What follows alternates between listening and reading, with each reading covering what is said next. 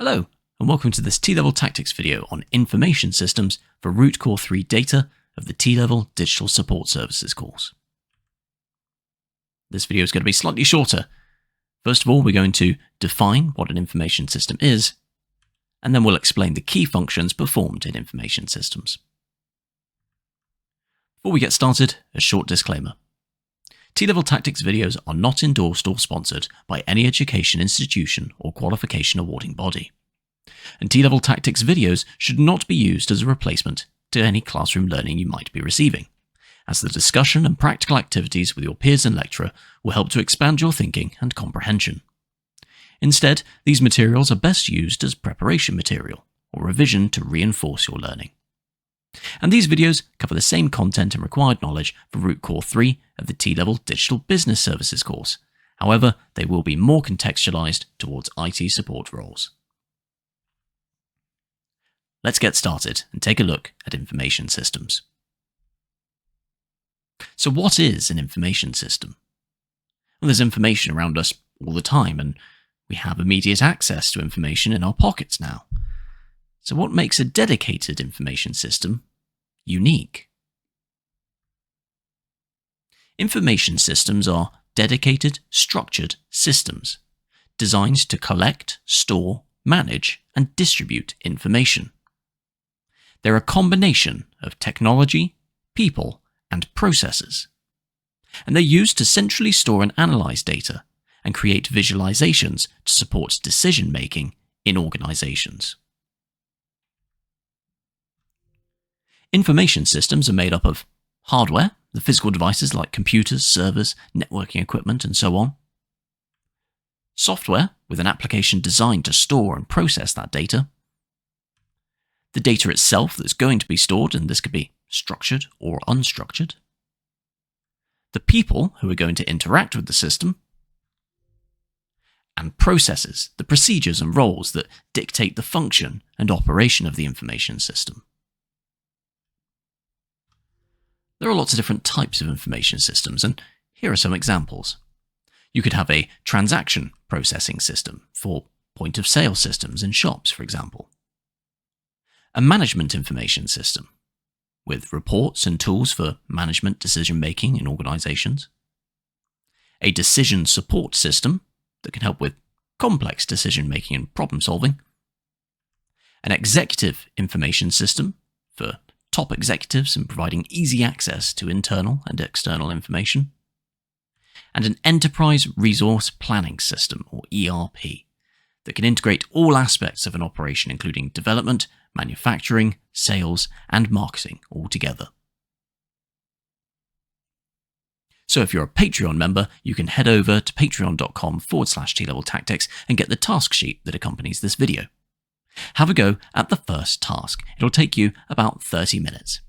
If you're not a member of the Patreon yet, head over there and take a look at all the exclusive content our members get. Pause the video here, have a go at the task, and then come back when you're ready to move on to part 2.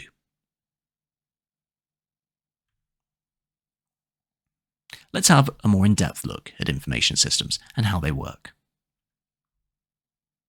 Information systems can be designed to do different things for different purposes, but they all operate in a similar way and follow the same general pattern.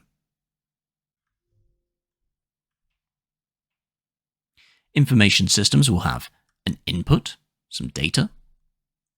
They'll store that data.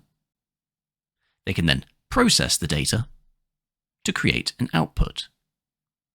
Those are the 4 core things that an information system does, but there's just a little bit more to it.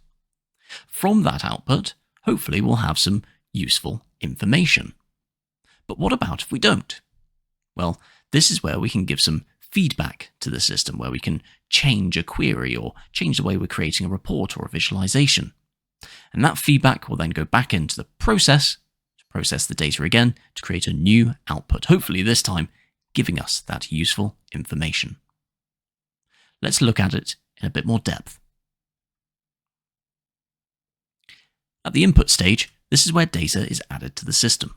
This could be manually by a person or bulk imported from a data source.